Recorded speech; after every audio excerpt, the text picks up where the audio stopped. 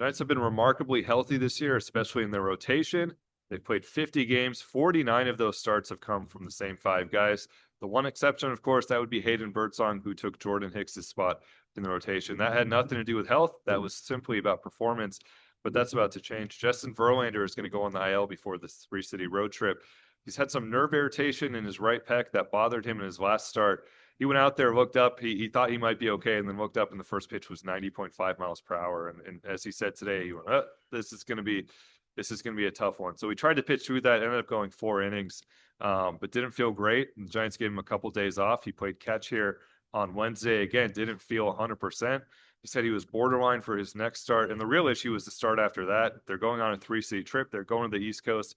He couldn't 100% guarantee that he would be ready to make both of his next two starts, which could put the Giants in a tough spot. He wanted to keep going through this, but they're going to be cautious here. They're going to give him a little bit of time off. They do think this is going to be the minimum for him. 2 missed starts, and then he'll be back, and they think he'll be 100% after that. But in the meantime, there's a hole in the rotation, and there's some options to fill it. I think the front runner right now would be Kyle Harrison, just kind of based on what we've seen here. This is somewhere under Buster Posey where they're trying to reward guys. And I'll get to another guy who needs to be rewarded in a moment. But Kyle Harrison did everything he had to do after this spring when he got a bit of a late start because of the shoulder injury that he was dealing with last year after the ankle injury that led to shoulder discomfort.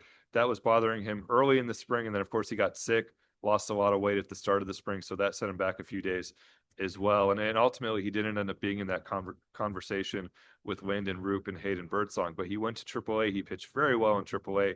He did everything that was asked of him behind the scenes, and the velocity started ticking up. Started being 95, 96, and then all of a sudden 97 into that 97, 98 range. And they called him up to be a reliever. He's made 4 appearances since then, and I think he's pitched well. You look at what he's done, the velocity has continued to be there for him. He came in the other night, he was 96, 97 out of the bullpen in an inning and a third. So I think he is the next guy in line. And this would probably be a case of rewarding someone who is 23 years old. They still view as a cornerstone potentially here, someone who can be here with Logan Webb, with Hayden Birdsong, with Landon Roop, with other guys for years to come. So this would be an opportunity to slide him back into the rotation for a couple starts. The complication for him has kind of been a short reliever since he came back. The most he's thrown is 2 innings. But Bob Melvin said Wednesday morning, I asked him about Kyle and where he's at. And he said, I think he can be 50 pitches right now if we need it. They can do some things with this rotation, maybe get him an extra day if he is the choice, and call up some guys. They have plenty of options. I mean, Sean Jelly, Tristan Beck, Mason Black, Trevor McDonald, plenty of guys down there who could be called up to give a little bit of extra depth to this bullpen, which might need it if Kyle is the choice. And he's someone who could probably only go maybe 4 innings the first time out. So we'll see if they go that way. I think he's probably the front runner at this point. Jordan Hicks, he just came out of the rotation. He is fully stretched out. It's been a week since he made his last start. So he's ready to give you probably 90 pitches, maybe a little bit more if you need it. He threw well on Wednesday, came out of the bullpen for 1 inning. That was about as good as he has looked. He's thrown strikes, getting ground balls as always with his sinker, and this time they were finding gloves. So he could be an option to slide back in. That's a little bit messier given that you just took him out of the rotation and put Hayden Birdsong in and said, we'll see what Jordan can do as a reliever. But if they want the depth there, if they want just purely the pitches and someone who was in the rotation for most of this year, has that experience the last couple of years, he can do it. We'll see what they do with him there. Again, a little bit messier, but he could give him the pitches there. And I don't think they've given up on him necessarily as a starter. And this all happened pretty quickly, really, since they made that decision. The third option here, this is the one I think most fans will ask about. Carson Whisenhunt, he is the PCL pitcher of the week after 14 shutout innings last week. He's May. He has thrown 7 innings in all 4 of his starts in May.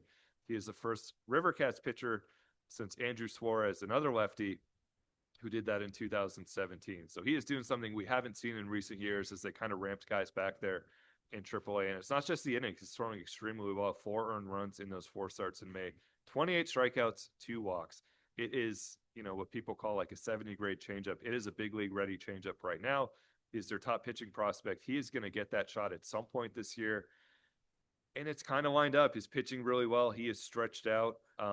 They have 2 open 40-man spots. They're going to need one of them for Gerard Encarnacion at some point, but that still leaves 1 open 40-man spot. It's incredible, given what we've seen the last few years, that there's an open 40-man spot that has just kind of been sitting there for the last couple of weeks. There haven't been waiver claims. They haven't been shuttling 3 or 4 guys into that spot. But this is a different regime under Buster Posey and Zach Manassi. And Farhan would have claimed like 6 guys by now. So for better or worse, a lot of those guys sometimes work out. But this has been different. But anyway, they have the spot for Whisenhunt if they need it. He is red hot. He is throwing better than anybody down there in AAA. So they could potentially give him the next 2 starts and go from there. We'll see what they do. The one complication with Whisenhunt, I think, is you'd be skipping Kyle Harrison in a way. And he is, it's not like Kyle's 27. He's 23 years old, like I mentioned, and someone who they still view as a long-term starter here and someone who they view as a starter later this year. They just kind of have this need in the bullpen right now.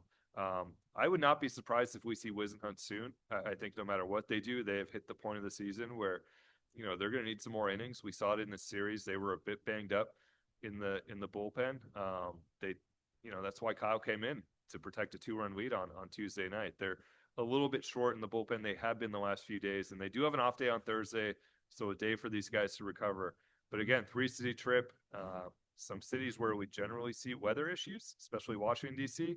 Who knows this time of year, but I think this is a trip that might stretch this pitching staff a little bit more than what we've seen the first couple months here. So potentially they will need some depth arms and multiple depth arms over the next couple weeks. And Whisenhunt certainly is in that mix. And again, there's a spot for him on the 40-man now. If they want to do that, do it for good. He's here, and you view him as someone who's in your rotation, maybe later this year and probably definitely next year and for years to come. So 2 of the 3 guys in that mix, I think young guys who are hoping that this is maybe their opportunity to kind of jumpstart what will be a long run in the rotation. We saw that from Hayden Birdsong on Tuesday night. He's back, 5 innings, 1 unearned run. He said afterwards, I view myself as a starter. I think I'm a starter here long term. Bob Melvin said the same thing. Kyle Harrison and Carson Whisenhunt hoping that this is their chance to do that. But again, only 2 starts. Justin Verlander, he was optimistic after this one. He said it's a minor nerve thing, not related to what he dealt with last year. And he is very optimistic that after 2 starts off, he will be back in his rotation.